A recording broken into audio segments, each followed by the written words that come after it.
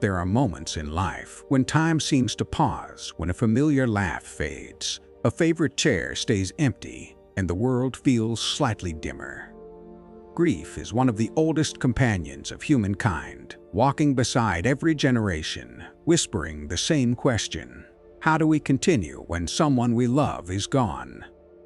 Across cultures and centuries, people have searched for answers in faith, in ritual, in philosophy. Among those voices, the Stoics spoke quietly but powerfully about how to face loss, not by silencing emotion, but by understanding its place in the larger design of life.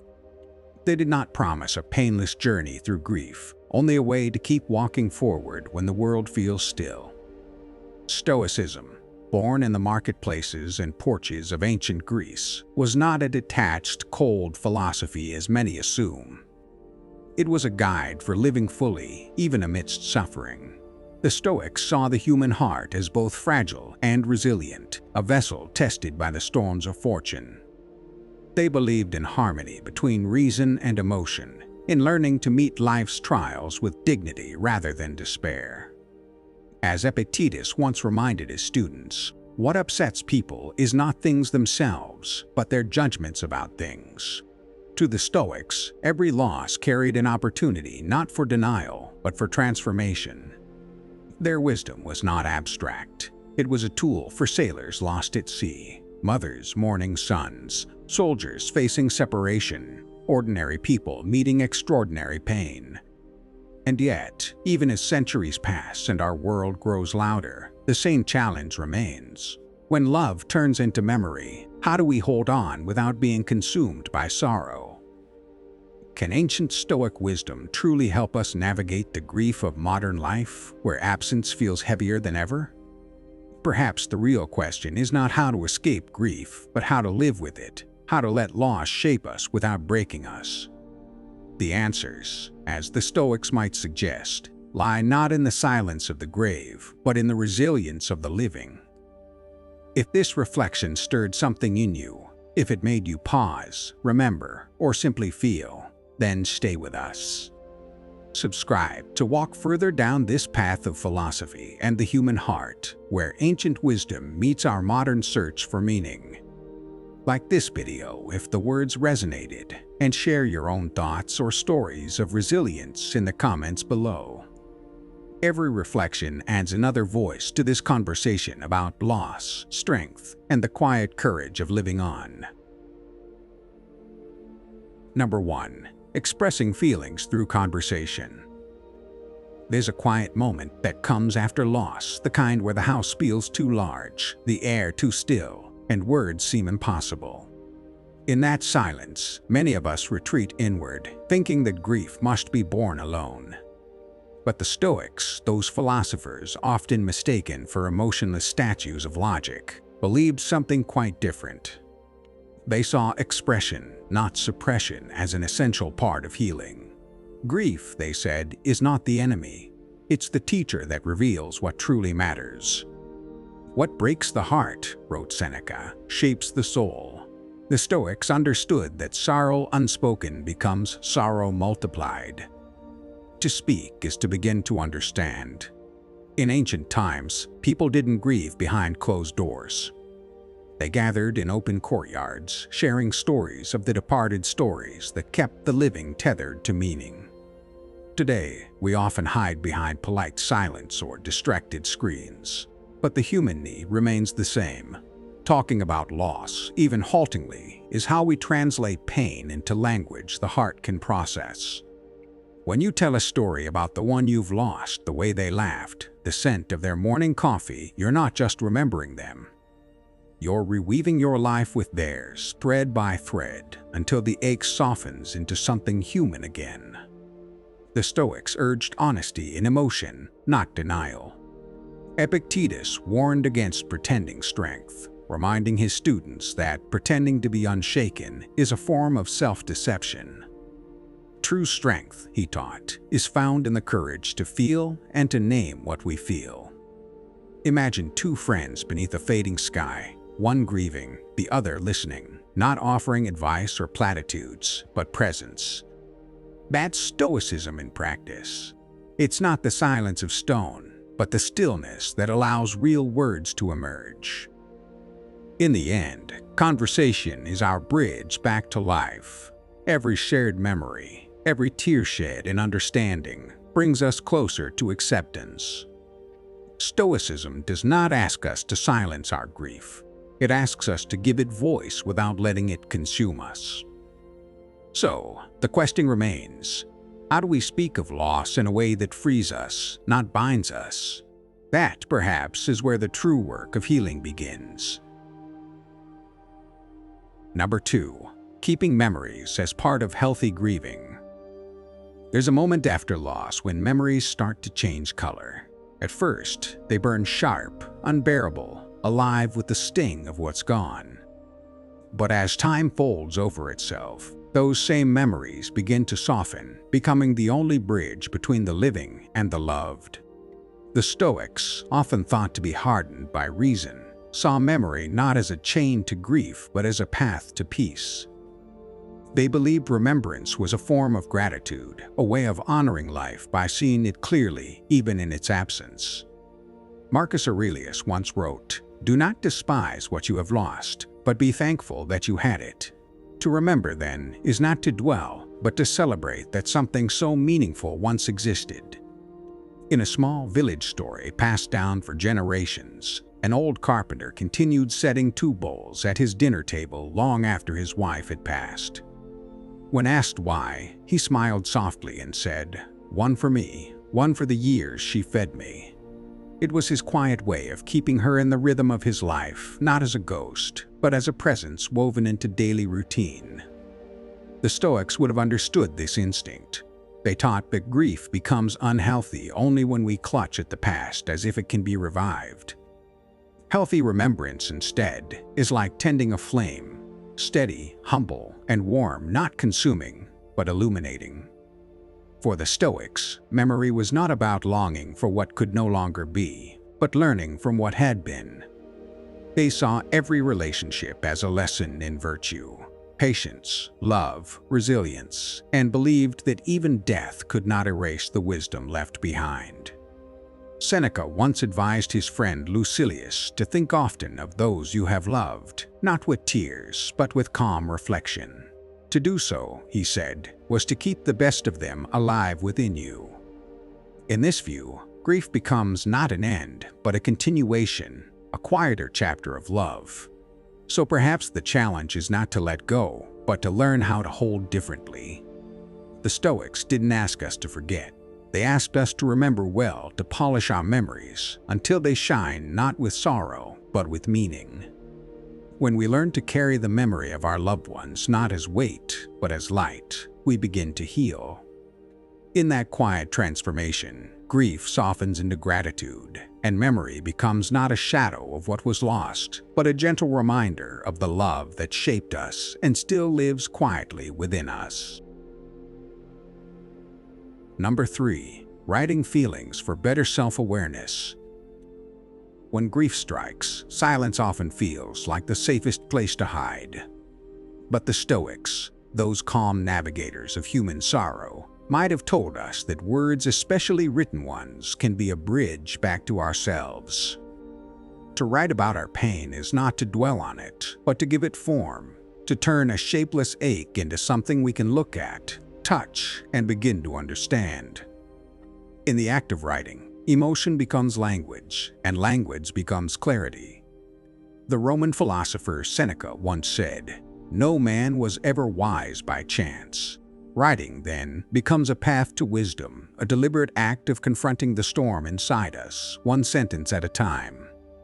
There's a small story told of a fisherman who, after losing his son at sea, began writing letters to him every night. He would set them afloat in bottles, believing the tide might carry his words to wherever souls drift. Over time, those letters changed, not because his pain disappeared, but because his understanding of it did. Each letter took the sharpness from his grief and replaced it with acceptance. This, too, is the Stoic way, not to suppress emotion, but to transform it into insight. To write is to converse with the deepest parts of ourselves, to map the contours of our own humanity. In Stoic practice, writing was more than reflection. It was discipline. Marcus Aurelius's Meditations wasn't written for readers, but for himself, a private exercise in emotional honesty. His words reveal not a man without sorrow, but one who met sorrow daily and refused to let it define him. Through his notes, we see the essence of Stoic writing, not the denial of feeling, but the training of it. Grief, anger, longing, all were inked onto parchment, not to erase them, but to make them teach. The Stoics believed that when we name our emotions, we strip them of their power to govern us. Writing, then, becomes both mirror and medicine. It does not erase the loss, but it gives it meaning and narrative that our hearts can live with. Each word becomes a small act of courage, each page a quiet conversation with the soul. And in that conversation, we begin to see that healing is not the forgetting of love, but the understanding of it. The page listens when no one else can.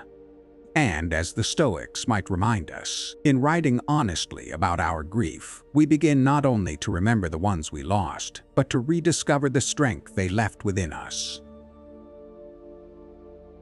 Number 4. Reducing self-blame. When we lose someone dear to us, the world seems to tilt on its axis.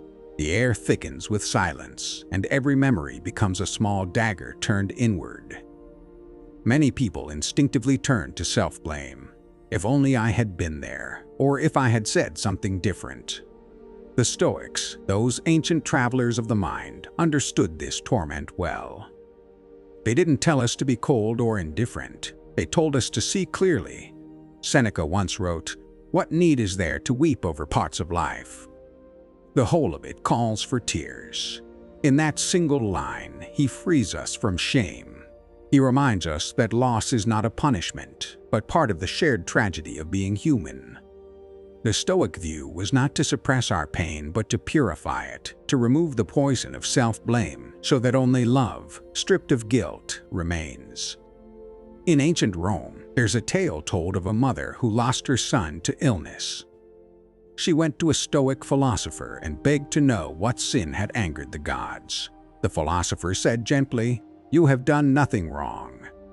You simply loved what was mortal." It's an image that pierces the heart, the realization that grief is not evidence of failure, but of deep connection. The Stoics believed that love and loss are twin threads woven into the same cloth. To cut one is to unravel the other. So, when we find ourselves haunted by what we could have done, we might instead whisper, "I did what love allowed me to do." The Stoics also taught that memory could become medicine. Instead of replaying the final moments, they invited us to linger on the fullness of a life shared, the laughter, the quarrels, the quiet breakfasts.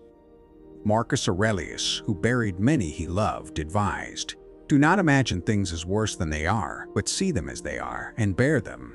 This isn't a call to numbness, it's a call to presence.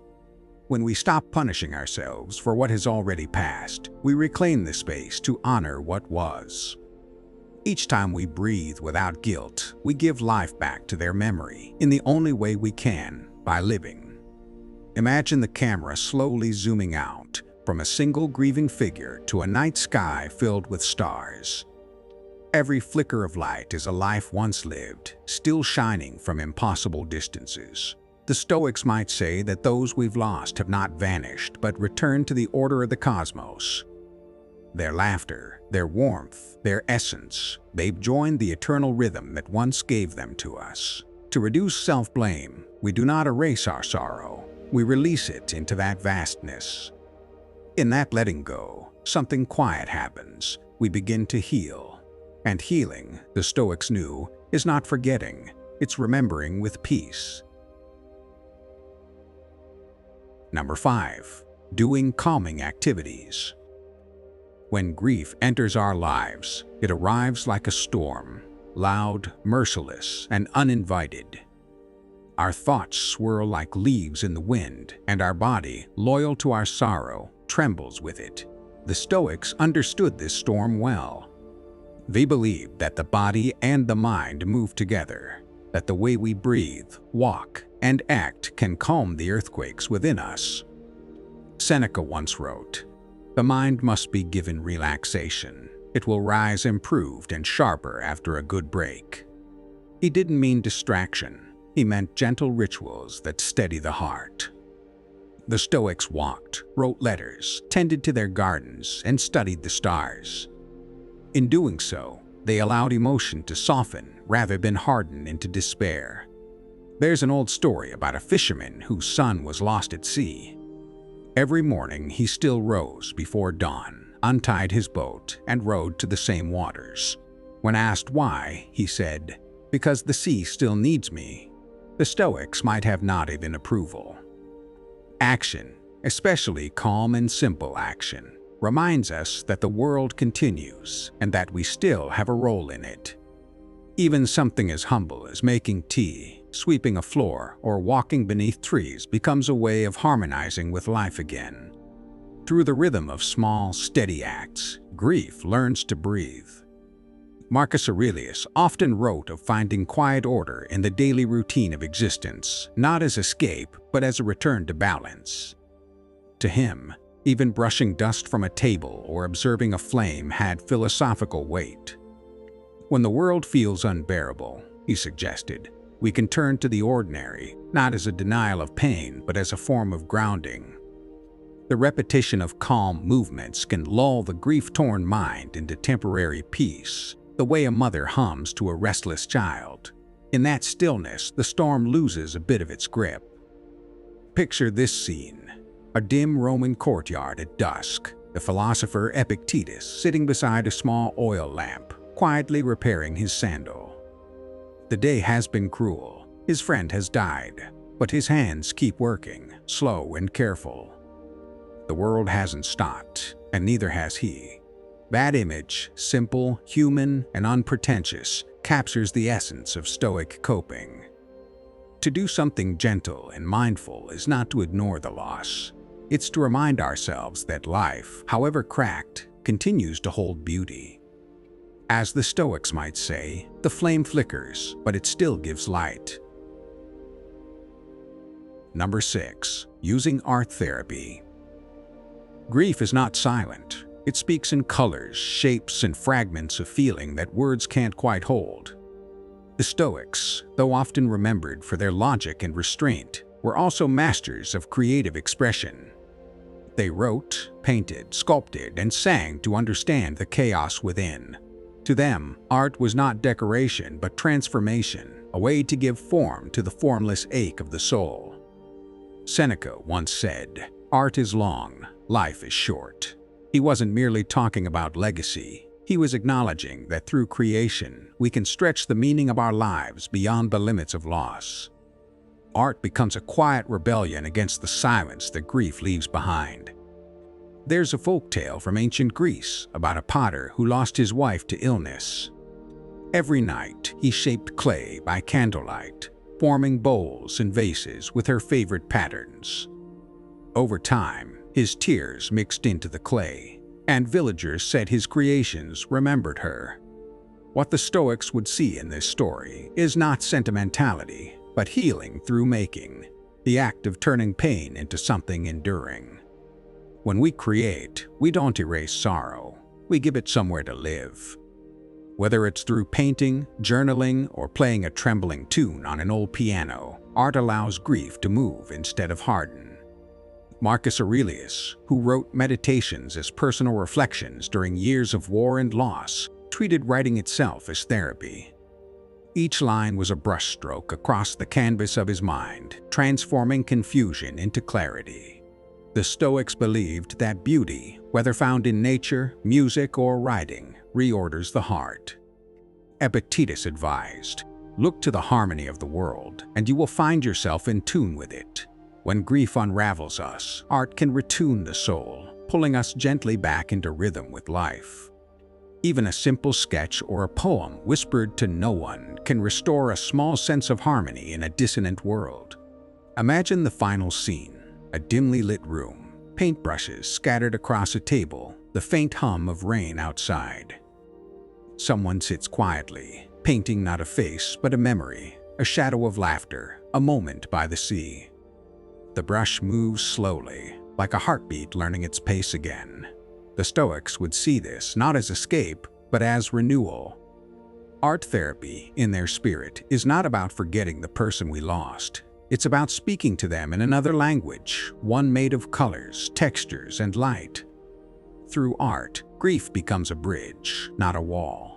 And on that bridge, somewhere between sorrow and creation, peace begins to take shape. Number 7.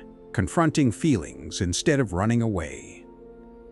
When grief arrives, our first instinct is often to hide, to outrun the ache, to drown it in work, noise, or movement.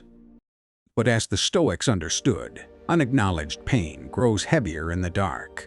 They believed in facing emotions directly, not as enemies to be defeated, but as guests to be understood. Seneca once wrote, "No man is more unhappy than he who never faces adversity.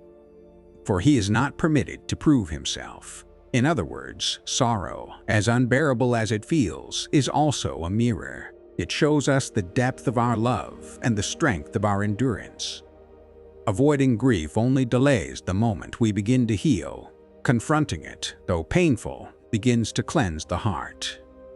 There's a simple Greek story about a shepherd who lost his daughter. He climbed to the same hill each evening and sat in silence, refusing food, refusing company.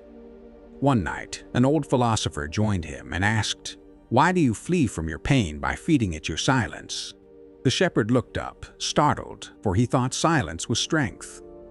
The philosopher then said, "Let your sorrow speak, only then will it rest." That story carries a Stoic truth. Emotions, like storms, must pass through us. They lose their violence when we stop resisting. The Stoics didn't preach the suppression of tears. They saw tears as honest messengers, not signs of weakness. Marcus Aurelius often described emotions as waves that must be observed rather than denied. His journals were not written by a man who avoided feeling. They were written by one who dared to sit with it. For the Stoics, confronting emotion meant neither indulgence nor rejection. It meant awareness. Epictetus urged his students to remember that you are an actor in a play, meaning that we must experience our lines fully, even the tragic ones, without becoming the tragedy itself. To confront grief is to live it with courage, to breathe through it until its power transforms into meaning. Imagine a film scene, a dim room, late evening. Someone sits on the floor surrounded by old photographs. Their hands tremble, but they don't turn away. They let the tears fall, each one a small surrender. And then, slowly, something shifts. The sobbing becomes a whisper of gratitude, a soft remembering. That is the Stoic moment, not the absence of emotion, but the acceptance of it. To confront our feelings is to honor the ones we've lost, to say, "Your love still moves me, even in pain." The Stoics would tell us that healing begins there, not in escape, but in the quiet bravery of staying with what hurts until it turns into something holy. If you've stayed with me until this final moment, I want to pause and thank you, not as a lecturer to a listener, but as one human to another. To reflect on loss is to walk through a tender landscape, and it takes courage to do so. The Stoics never promised that the path would be easy. They only promised that wisdom could make it meaningful. So, if your heart still aches, let it. If memories still sting, let them. Every tear, every quiet breath, every flicker of strength is proof that love once lived brightly in you. As Seneca wrote, "What we loved once, we can never lose. All that we love deeply becomes a part of us." Carry that thought gently, not as philosophy, but as a small, steady light for the road ahead.